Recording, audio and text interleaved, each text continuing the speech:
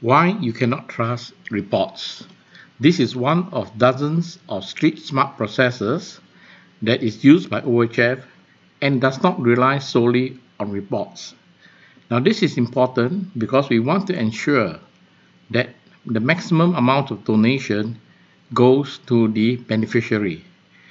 In OHF, we measure the benefit to cost ratio and we try to maximize this ratio as much as possible.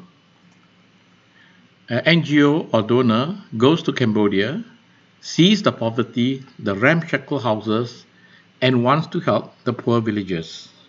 He met a local NGO who amazingly was also doing what he wanted, building houses for the poor. It was a perfect fit. That man was overwhelmed that he has found a donor and he said, "Please help me build good houses for them." A few months later, the NGO donor visited Cambodia and was brought to see 5 houses, and he saw the villagers were so happy and grateful. He was excited and filled with joy that 20 families have received such a nice wooden house. "Great job," he told the local NGO. He made a report, and when he went home, he showed it to his boss. The boss said, "Well done. The report shows the cost of all 20 houses, name of villagers, materials, and all costs and expenses are listed. And we also have photos and videos of the happy villagers. Wonderful, good job," he said. But what actually happened is very different. The cost of one house is 4,000, but the number of houses built was 5 and not 20.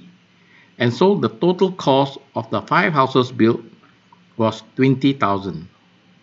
But what was built to the overseas NGO was based on the cost of one house at 8,000 and not 4,000. And the number of houses built was 20 and not 5. And the total invoice to the NGO was 8,000 times 20 or 160,000. He has pocketed 140,000 and is now dreaming of building his new house. One way to prevent being cheated is to do random audits. Randomly select 5 houses and visit those beneficiaries. But make sure that you choose the houses to visit and not just go to see the houses that the local NGO brings you to. It must be a random choice selected by you. Now, even when there is fiscal hardship, we need to do these random field audits. In this photo, Robert and his staff had to stay in tent when they audit rice-bag houses in Dusini Dadin in Nepal. GPS coordinates shows the location of each house, and you can even visit this house without the local NGO bringing you. Now, every house must have photo with GPS coordinate, and it's easy to take photos of the same house with different beneficiaries.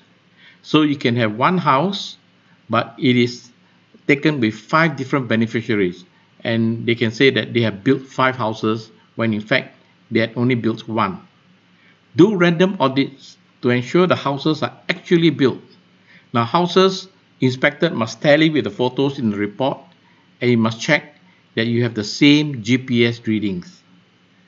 Ask for detailed costs and quantities of all materials.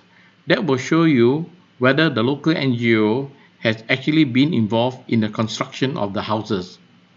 And if possible, be present during some of the construction phases. Some cameras can take photos with embedded GPS coordinates.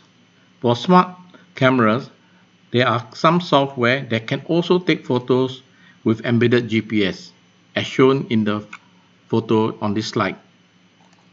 Here we see 2 houses with different villages, but actually it is the same house. Take the surrounding of the house and not just the close-up, because the surrounding should be different. But now with Photoshop and editing software, you can manipulate photos, so don't trust photos 100%. Finally, receipts cannot be trusted. Audit and accounting procedures that are based on receipts cannot work. Prices can be inflated, quantities exaggerated, and poor quality goods supplied. Paper-based accounting do not work. This is a donor education video by Operation Hope Foundation. Please visit our website at www.ohf.org.sg. Thank you.